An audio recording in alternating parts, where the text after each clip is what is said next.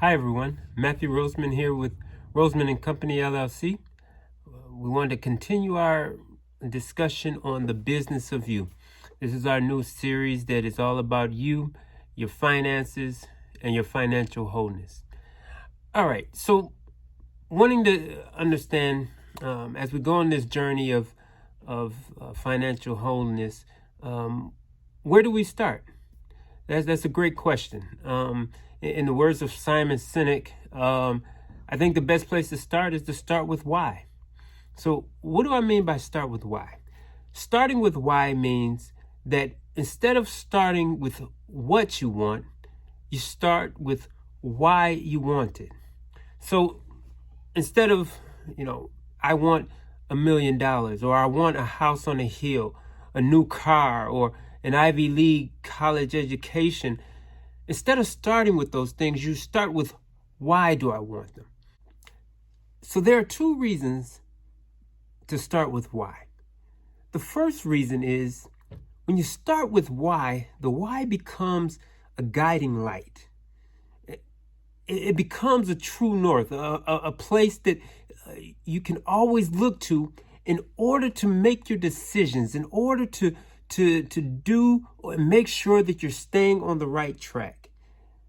And the second reason why you want to start with why is because why allows you to pivot when your what gets thrown out the door, gets thrown out the window, right? So when obstacles or things come in your life that causes you to deviate from your plan, your why allows you to keep the reason for the what, even if the what changes. So I have an example for each of those principles that I just spoke about. The first example is of the guiding light principle. When I had received my MBA, I had thought about going into consulting. I was really excited about consulting. One, because it was, dealing with project management. It was dealing with consulting people, helping people solve their problems. And then the third reason was you made a lot of money. But the downside of it was that I would have to travel a lot. And so my why, one being my family, really guided me in that situation. I had just come from a job where I was traveling a lot and really felt like I missed the first year of my daughter's life. And so the why, that desire for family and to be there to see my children growing up was a reason that I decided not to go into consulting. So the why guided me in the situation when possibly other things like the amount of money I would make would have guided me differently, right? So that's the first example. Now, the example of the pivot principle is there's a story about a man who used to be in the service, right? He came out of the service after 4 years and he got offered a baseball contract. And so he played for the major league team or one of their affiliates for a few years. And then he had a career-ending injury, right? And so he got out of baseball and, had a friend, and friend said, hey, come work for me at my pizza restaurant, And so he said, hey, okay. So he went, worked at the restaurant, and then he decided, you know what? I think I can open up my own restaurant, right? And so he opened up a restaurant, then he opened up another, and so on and so forth. And then the late Mike Ilitch, founder of Little Caesars, decided that he would come full circle and buy the same team that offered him that contract many years before, the Detroit Tigers. And so it's amazing, but it's interesting in the fact that he was able to pivot.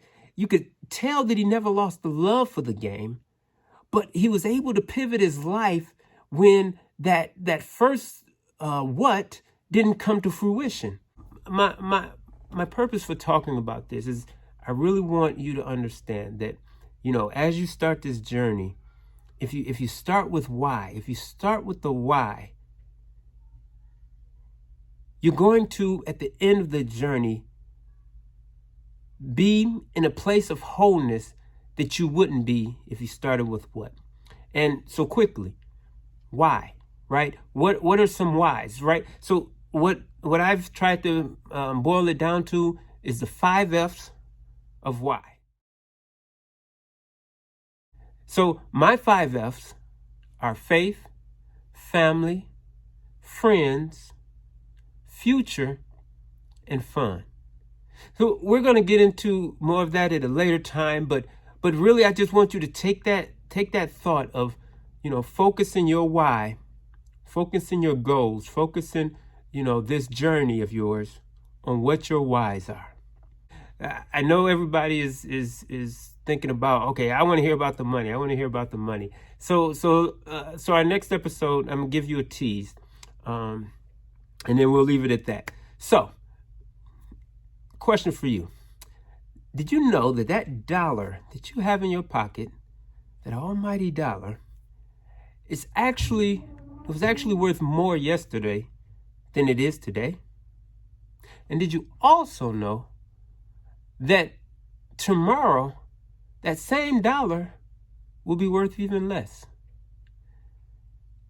It's pretty interesting in the sense that a lot of the monetary policy, money, credit cards, loans, all of these things are based off of that one simple fact. And a lot of times we don't really realize it. So it drives a lot of things. So we're going to talk about that in the next episode.